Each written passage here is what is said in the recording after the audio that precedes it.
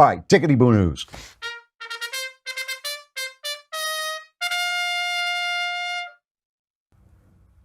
So what Trump and Mensch, Michael Pence, are doing in this abortion fight is great.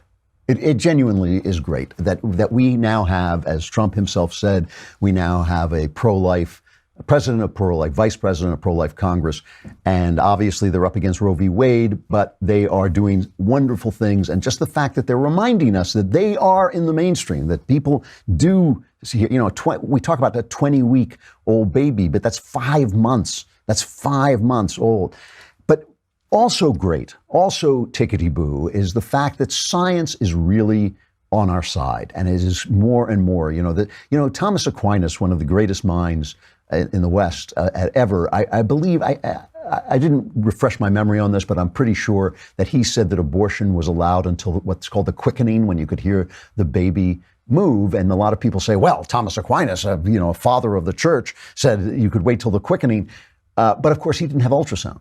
And ultrasound and all these scans and all this that are showing us these babies laughing and clapping their hands and sucking their thumbs in the womb are really helping us change people's intuitive mind. And I've said this before, but the same people who are tearing down, same kind of people who are tearing down Robert E. Lee's statue in this generation are going to be tearing down Nancy Pelosi's statue in the next generation, when they really becomes clear what a baby is and how much it is. Now, personally, I think the DNA is dispositive. I think the fact that you can be convicted of a crime on the basis of DNA shows that DNA identifies you as an individual and it's unique to you. The baby's DNA is unique. And I keep hearing this argument that well, it's not fair to force this woman to carry a life to term.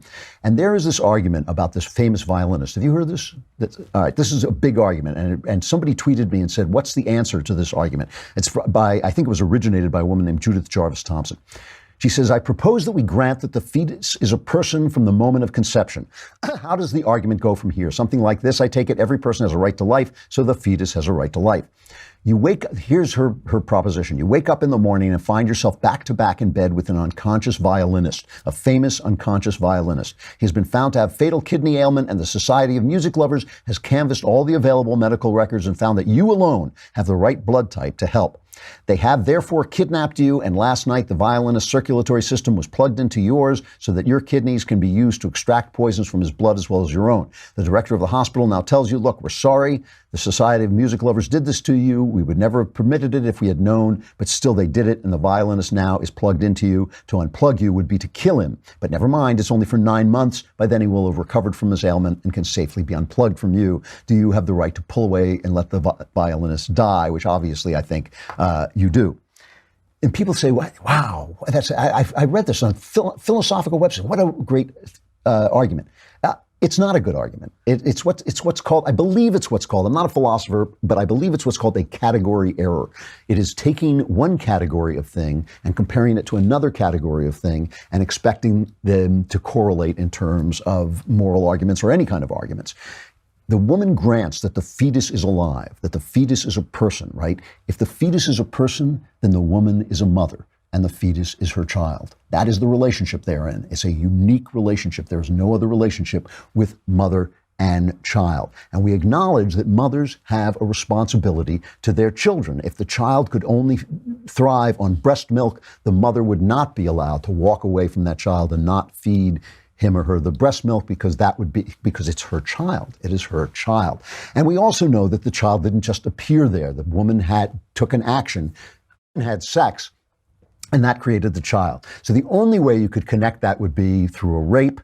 But still, even though that's a rape that causes a pregnancy is a tremendous injustice, a tremendous crime. It's a tremendous crime, but the criminal is not the baby. The criminal is the rapist, right? So it's still a mother with a child. It's a totally different and unique category, and she does have a responsibility to keep that child alive. The thing is, the reason they don't want to accept this, of course, is because of the freedom of the woman, which I'm very in favor of. I want her to be free, but I don't want her to be free at the cost of somebody else's life. But if they start to accept, if science forces us to accept the uniqueness, the individuality, the humanity of the child, we're going to have to reconsider our attitudes towards sex. And you know what? That's going to be a good thing for everybody, because right at this minute, our attitudes towards sex are so broken and it's hurting so many people, especially young women. And so when young women start to reconsider what sex is, what it's there for, what it means, and what it does to them, I think that that's going to be a good thing rather than, oh, I created a human, let's kill it and go back to having sex. I think that is a good thing. I think it's happening. I think it will happen because I think the science is ultimately irrefutable. We have a great interview tomorrow with Mike Rowe, isn't it? Oh, yeah, good, really good interview with the great Mike Rowe. Be here for that. I'm Andrew Klavan. This is The Andrew Klavan Show.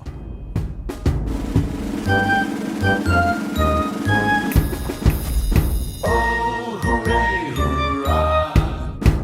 The Andrew Klavan Show is produced by Robert Sterling. Executive producer, Jeremy Boring. Senior producer, Jonathan Hay. Our supervising producer is Mathis Glover. And our technical producer is Austin Stevens. Edited by Emily Jai. Audio is mixed by Mike Cormina. Hair and makeup is by Jesua Alvera. The Andrew Klavan Show is a Daily Wire Forward Publishing production. Copyright Forward Publishing 2018.